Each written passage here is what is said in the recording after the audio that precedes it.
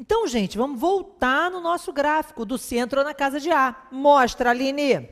Então, olha só, gente. No nosso exemplo, certo? A polícia realmente capturou C em flagrante, de forma lícita. C estava em estado de flagrância, né? E com isso, a polícia acabou encontrando com C a arma do crime. Então, a polícia encontrou a arma de forma lícita. No entanto, vejam, essa arma só estava com C porque C entrou na casa de A e dali retirou a arma. Preste atenção, gente, que não é a existência do furto o nosso problema. E é aqui que mora exatamente a discussão sobre como você deve se comportar, como é que você deve realmente analisar uma questão de caso concreto relacionada à prova obtida por meio ilícito. Reparem, o problema não é o fato de ter ocorrido um furto, e furto ser crime. O problema é que, para a prática deste furto, ocorre uma violação do domicílio. Ana, não entendi. Então, vamos lá, olha só. Vamos pegar esse exemplo e transformar ele numa outra situação. Mas olha só, gente, a gente só não faz isso na hora da prova, não. A gente está fazendo isso na hora da aula, para que você possa ver o porquê que você está errando determinada coisa, não sei o que e tal. Mas na hora da prova, você concentra a atenção só no que está escrito. Então, por isso que a gente vai dar esse outro exemplo e depois vai voltar para o exemplo original, tá? Então, olha só. Vamos imaginar que que seja indiciado no inquérito por homicídio, a polícia não encontrou a arma do crime e tudo mais, não é verdade? Bom, aí A resolve pegar a arma, botar dentro da bolsa ou na mochila e ir para a rua com a arma. Ficou claro? Aí A tá na rua, né, andando para lá e para cá com essa arma e tal. Eu pergunto a você, a polícia, se suspeitasse de A andando na rua, poderia parar A e realizar, em razão dessas fundadas suspeitas, uma busca pessoal em A? Poderia ou não? Poderia. E busca pessoal precisa de mandado? Não. Então, bastam as fundadas suspeitas, não é isso? Então, se, veja só, A estivesse na rua andando lá e tal, não sei o quê, e a polícia resolvesse dar uma busca pessoal em A, podia. Não podia? Podia. Da mesma forma, seria possível, veja só, que A resolvesse dar uma voltinha com a arma, não sei o que e tal, botasse a arma na mochila, não sei o que e tal, e perdesse a mochila? Da mesma forma, alguém pode passar correndo, pegar a mochila e sair correndo, né? Olha só, não é verdade? Reparem que, nestes casos, vejam, se isso acontecesse, se a arma fosse encontrada porque A perdeu a mochila e junto estava a documentação dele, a arma ia poder ser usada. Se a polícia desse uma busca pessoal em A no meio da rua e com ele encontrasse a arma poderia ser usada. O problema, gente, vejam, de novo, não é existir um crime, eu falei isso antes já. Para de ficar procurando um crime. Você tem que procurar a garantia constitucional violada. Ficou claro? Onde está a inviolabilidade constitucional que não foi respeitada? O problema deste caso é o fato de que C entrou na casa de A e de lá de dentro retirou um objeto que estava resguardado pela inviolabilidade do domicílio. Se C não tivesse entrado nesta casa para de lá retirar este objeto, a polícia jamais colocaria a mão nele se não houvesse um mandado. É isso, não é? Então, o que torna a prova ilícita neste caso não é o 155, é a violação do domicílio, garantia constitucional. Entenderam? Não, violada. Então, vejam, o que você tem é que, ao entrar na casa de A e de lá de dentro retirar este objeto, vejam, C produz uma prova ilícita, que acaba contaminando aquilo que surgiu em função dela. Por isso que a arma, ela não é para A, prova ilícita. Repare, o gabarito não é prova ilícita. O gabarito é prova ilícita por derivação. Entenderam? O ilícito não está na ação da polícia. O ilícito está na retirada da arma de dentro da casa de A. Ok? Então, vejam, novamente, está afastada a figura da boa-fé. Não me interessa se há boa-fé ou não por parte do policial que encontrou a arma. Entende? Isso não interessa. Vejam, não interessa se foi a polícia, se foi o particular, não interessa quem produziu o ilícito. Fato é que existe um ilícito. E aquilo que surgiu em função dele, e só surgiu em função dele, é ilícito por derivação. Tranquilo? Então, primeiro grande motivo pelo qual os candidatos erraram esta questão. Pensaram assim, ah, mas não foi a polícia que praticou o ilícito? Errou a questão. Tudo bem? Então, vamos esquecer, este argumento já está resolvido, tá? Agora, qual era o segundo problema? O segundo problema aconteceu muito, gente, vários candidatos nesta prova, e pensa só se um de vocês aí já não pensou nisso. Pensou assim, mas e se C for amigo de A? Gente, vamos deixar claro uma coisa, se C fosse amigo de A, a questão teria dito assim, C, amigo de A. A questão diz isso? Não! Então, C não é amigo de A. Ficou bem claro? C não conhece A. Entendido? Certo? C entrou na casa de A e praticou um furto. Dentre os objetos que de lá de dentro ele tirou, está a arma do crime. Muito bem, a arma pode ser utilizada contra C? Até pode, mas não pode ser utilizada contra A, porque é prova ilícita por derivação. Mas, Ana, tudo bem, C não é amigo de A, já entendi, eu não posso fazer e se. Exatamente, gente, não pode fazer e se. E se você? Se. Né? Então, controle o impulso criativo, certo? Mas vejam, né? C não é amigo de A. Mas eu concordo que poderia existir esse exemplo numa outra prova, numa outra questão, ficou claro? E se a questão dissesse assim, C, amigo de A? Se ela dissesse, ela não diz. Estou criando outro exemplo para uma outra questão de prova, que poderia ser a sua, né? Então, veja só. C, amigo de A, vai visitar A. Entra na casa de A, porque é amigo de A, né? Convidado, entrada franqueada e tal. E lá dentro, veja, se encanta com aquele objeto, arma, né? E na hora de sair, leva, sem autorização. Ou seja, gente, por algum motivo, furto com abuso de confiança é qualificado, né? Entendeu? Olha só, você acha o quê? Que furto com abuso de confiança não tem violação de domicílio? Porque pode não ter a violação de domicílio na hora que a pessoa entra.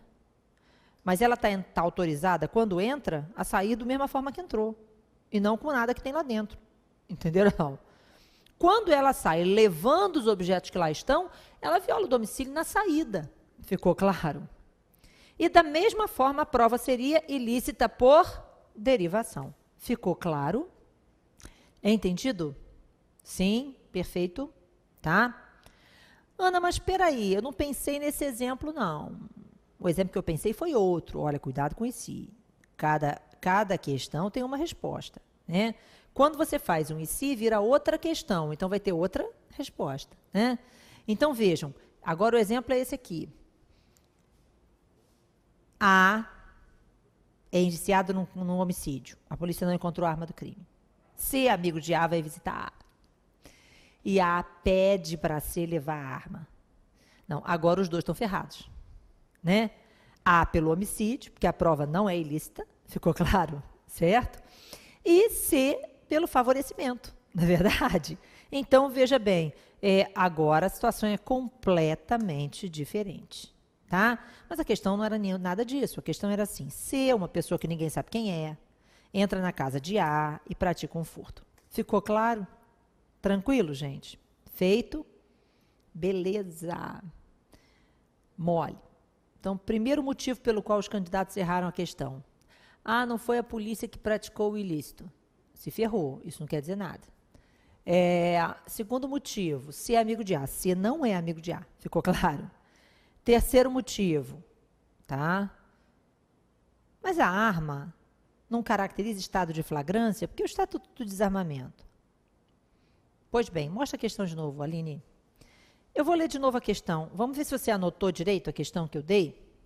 Porque a questão era assim: A é indiciado em um inquérito policial que apura homicídio.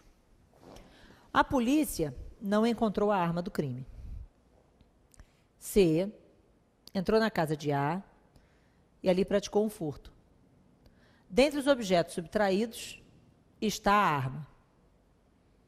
Ao sair da casa de A, C é preso em flagrante pelo furto, momento em que a polícia apreende a réis. Portanto, apreende a arma. A arma, em relação a A, é. Em algum momento, a questão disse que a arma era de fogo?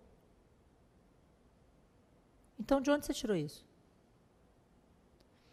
Reparem, gente, que isso aconteceu anos atrás também, um bom número de anos atrás, numa prova discursiva, segunda fase, da polícia, delegado de polícia em Goiás. A questão tinha um enunciado, muitos anos atrás mesmo, não era nem peça, não, hoje em dia tem mais uma tendência a peças, naquela época não, era uma questão discursiva, e a questão trazia uma hipótese, e a questão o tempo todo falava arma, arma, arma, arma, arma, arma. E aí, na época, o Estatuto do Desarmamento tinha acabado de surgir e tal, e aí o pessoal todo achou, saiu fazendo um tratado sobre o Estatuto do Desarmamento. E a questão não dizia, hora nenhuma, que a arma era de fogo. E aí, na hipótese, você teria que trabalhar as duas situações, em se tratando de uma arma de fogo e em não se tratando de arma de fogo, né? E a maioria dos candidatos perdeu a pontuação da questão por isso. Então, você tem que ter atenção, cuidado, não coloque palavras onde elas não existem. Arma pode ser faquinha, pode ser facão, pode ser uma R15, não é isso? E pode ser o candelabro do Coronel Mostarda. Você jogou muito esse jogo quando era menor, né? Então, vejam, na verdade, arma pode ser qualquer coisa. É o objeto empregado na prática do ilícito. Então, você não tem necessariamente que associar a expressão arma a uma arma de fogo. Tranquilo? Agora, realmente, se a hipótese caracterizasse uma arma de fogo, aí, então, surgiria a figura, né, do flagrante, do estado de flagrância, mas, mesmo assim, haveria divergência. Afinal de contas, apesar do estado de flagrância, C não teria entrado na casa para efetuar prisão em flagrante ou entendendo que A lá dentro estaria em estado de flagrância. Essa discussão é uma discussão que nós vamos ter que adotar ou apresentar quando estivermos falando sobre o ingresso no domicílio para efetuar prisão em flagrante. Então, essa questão de um flagrante putativo, como é que a polícia entra dentro da casa? Ela pode ingressar para efetuar a prisão em flagrante, independentemente de qualquer situação? Será que não deveria haver, pelo menos, algum indício de que lá dentro haveria alguém em estado de flagrância? Quer dizer, o conhecimento posterior do estado de flagrância valida o ingresso no domicílio sem mandado, né? Porque, vejam, tudo vai depender muito da posição do julgador, certo? Muitos juízes, com um posicionamento garantista, não admitem em nenhuma hipótese que a polícia valide o ingresso no domicílio, porque, coincidentemente, primeiro meteu o pé na porta para entrar, né? E depois lá dentro encontrou alguma coisa. Até tem uma questão, anos atrás, uma questão circulou na internet, buscando a posição de vários professores de processo penal e tal, uma questão bastante interessante na época. E a questão era assim, suponha que, sei lá, Joãozinho, vascaíno, né? Estivesse na sua casa vendo televisão, nesse dia era um jogo Flamengo e Vasco. Olha só, tá na cara que o negócio saiu do Rio, né? Então, é um jogo Flamengo e Vasco, e aí Joãozinho está na sua casa aquele dia, nem foi trabalhar, nem nada. É um jogo final, Flamengo e Vasco. Joãozinho é vascaíno, está em casa desesperado, né? Querendo lá... olha, eu estou falando literalmente o que foi colocado na questão. Reparem que eu não tenho nada contra o Vasco, nem contra o Flamengo. Aliás, eu sou Flamengo. Lógico que eu tenho alguma coisa contra o Vasco. Mas isso não significa... Estou colocando a questão conforme foi passada. Então, vejam, e aí a questão dizia que Joãozinho estava em casa e tal, não sei o quê, e aí Joãozinho está lá e o Vasco está perdendo o jogo para o Flamengo, né? Está perdendo o jogo para o Flamengo, e o morador no andar de cima, Joãozinho é policial, tá? Ele está de folga, esqueci de dizer isso, Joãozinho é policial, está de folga assistindo o jogo do Vasco e Flamengo, o Vasco está perdendo, Joãozinho está revoltado, né? E aí... No andar de cima tem um flamenguista. E o flamenguista toca aquela maldita corneta, o flamenguista pula, o flamenguista solta foguete, o flamenguista xinga, o flamenguista isso, o flamenguista aquilo e tal. E o Flamengo está ganhando e aquela torneta tocando. E Joãozinho está cada vez mais revoltado. Joãozinho é policial, mas ele está de folga. Joãozinho está lá e tal, não sei o quê. E aí chega uma hora que Joãozinho não aguenta mais. Aí Joãozinho vai no andar de cima com a intenção de dar uma porrada no flamenguista. E aí Joãozinho mete o pé na porta, né? E entra. E lá dentro encontra um arsenal do tráfico, o povo embalando droga e não sei o que e tal. E aí a pergunta é, Joãozinho faz o quê? Né? E a prova é ilícita? É outra questão, porque... E aí, vejam, as posições foram as mais diversas, né? Reparem, lógico que muitos acórdãos entenderiam que, muito embora aquele ingresso no domicílio não tivesse a intenção de lá dentro efetuar a prisão, certo? Ao adentrar no imóvel, o estado de flagrância ali existente autorizaria a prisão em flagrante daqueles indivíduos. Muitos acórdãos diriam isso. Mas os autores garantistas, e essa é a preocupação maior para determinados posicionamentos de bancas examinadoras, nós temos que tomar cuidado, diriam que, vejam só, a prisão em flagrante seria uma prisão, caso ocorresse, caracterizada prova ilícita em razão na violação do domicílio. Se o Joãozinho realmente estivesse entrando naquele local, porque ali imaginasse a possibilidade de encontrar alguém praticando o tráfico de entorpecentes, na posse de entorpecente, etc. e tal, aí sim, obviamente, estaria validada aquela prisão. Mas não foi essa a intenção de Joãozinho. A intenção de Joãozinho era dar uma porrada no flamenguista.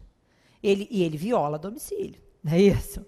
Então, desse caso, veja bem, não estaria validada a prisão em flagrante, caracterizada a prova obtida por meio ilícito na visão garantista. Ficou claro?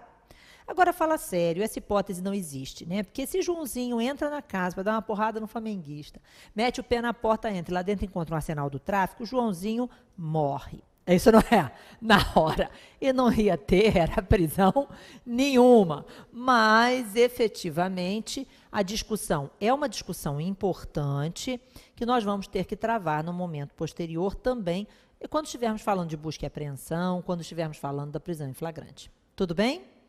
Com acórdãos, etc. e tal, para ensejar, para embasar a nossa argumentação.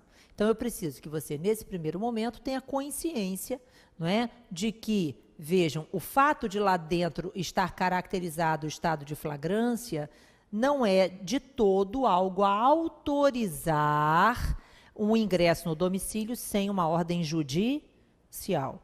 Uma coisa é a polícia imaginar que lá dentro há alguém em estado de flagrância e existirem realmente indícios de que isso acontece, a polícia ingressar no domicílio com essa intenção, porque já imaginava haver o estado de flagrância precedente. Outra coisa completamente diferente é você ingressar de forma ilícita e depois tentar validar essa ilicitude com aquilo que ali foi encontrado. Entenderam? Essa é exatamente a problemática da nossa discussão. Nós vamos amadurecer essa ideia posteriormente. Tudo bem?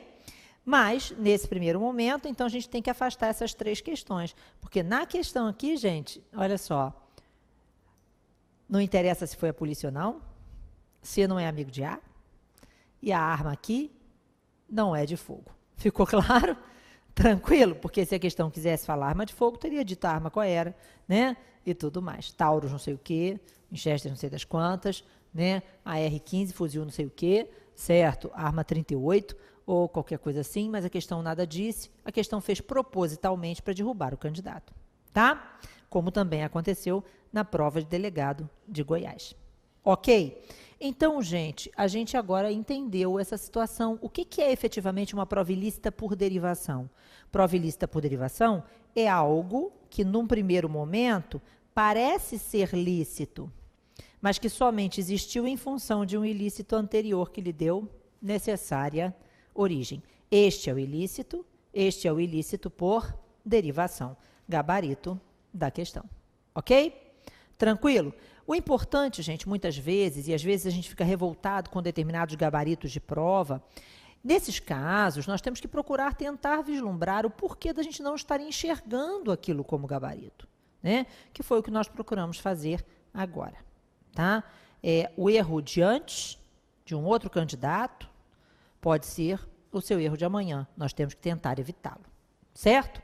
Muito bem. Mas reparem, nós precisamos ainda entender o que é a conexão e o encontro fortuito. E também a inevitabilidade do encontro. Então, vamos primeiro trabalhar o que seria inevitabilidade do encontro. E vamos usar para isso exatamente o mesmo exemplo.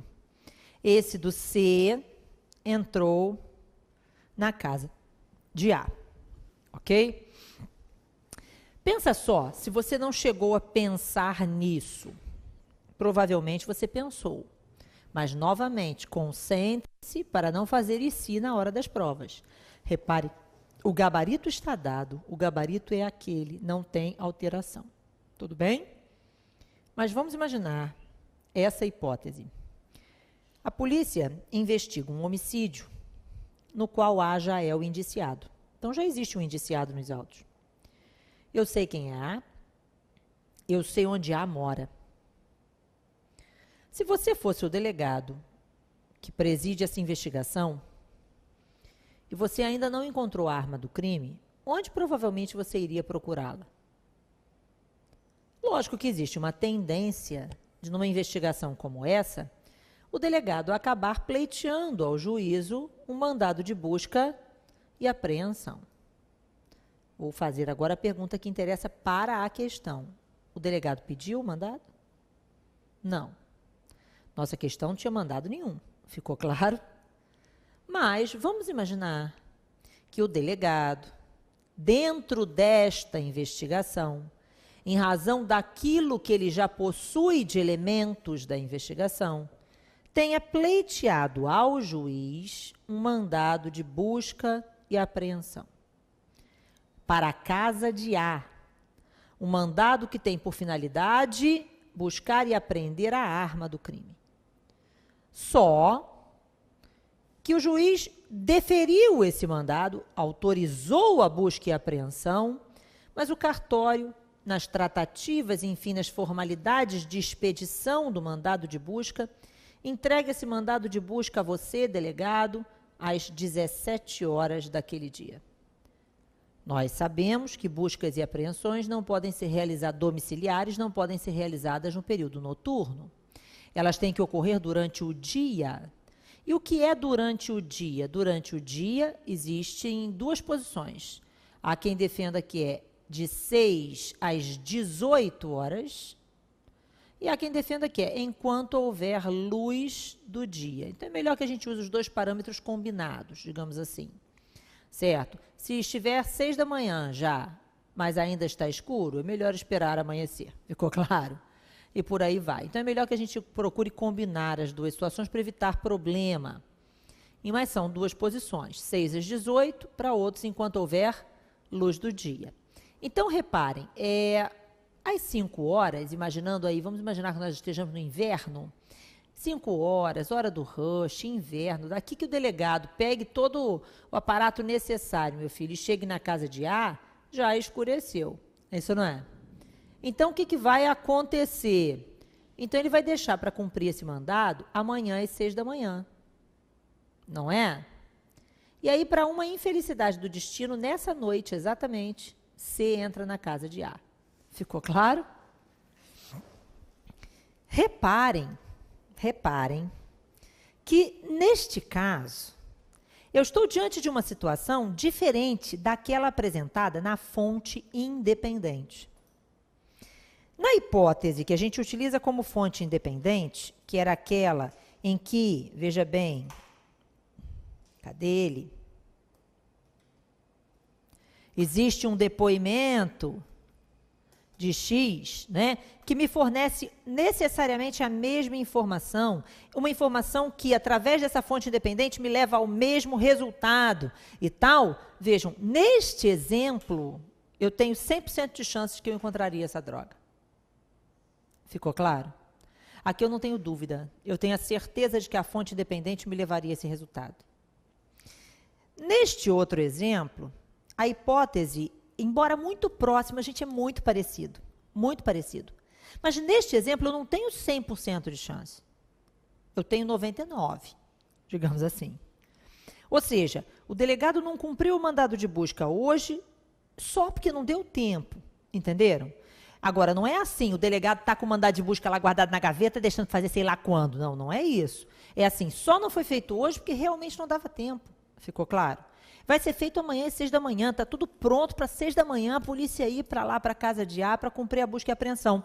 Só que por um azar incrível do destino, você entrou na casa de A e tirou de lá aquela arma. E foi preso. Ninguém sabia, pegaram a arma lá com C e tal. Se C não tivesse tirado a arma de lá, veja, eu tenho quase 100% de chance de que a arma estaria nas mãos da polícia amanhã às 6 da manhã. É isso, não é?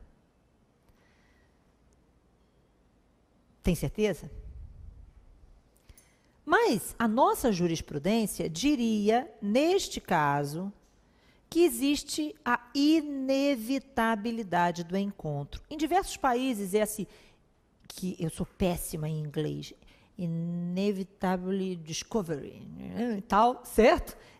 Ele é adotado. E a nossa jurisprudência tem alguns casos, na maioria das vezes confundido com a fonte independente, de prova de inevitabilidade do encontro, descoberta inevitável, certo?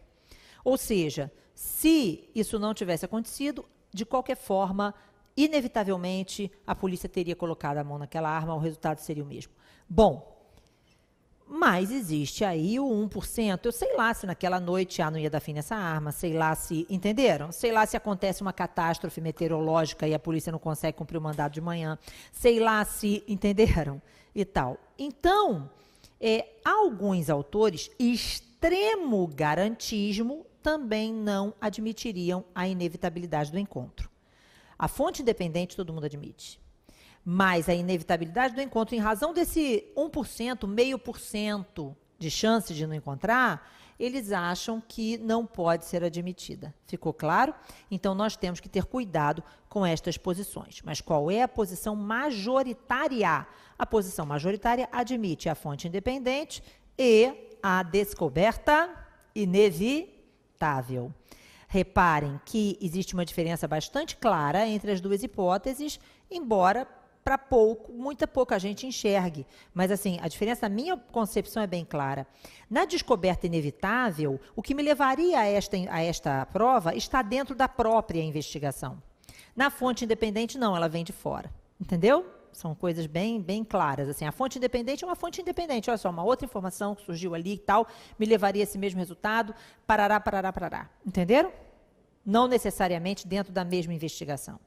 E na descoberta inevitável, é a própria investigação que me leva àquele resultado, provavelmente. Esse é o problema daqueles que não gostam dela, tá? É apenas o fato de ser provavelmente, tá? Então, com isso, vejam, pegamos aí já a hipótese de inevitabilidade do encontro. Agora falta a gente analisar a conexão e o encontro fortuito. e deixar bem claro o porquê daquele exemplo não caracterizar encontro fortuito. Muita gente acha, não, ali é encontro fortuito. Não, ali não é encontro fortuito. Porque existe um precedente para encontro fortuito que não está naquela questão. Que precedente é este? Já já a gente vê.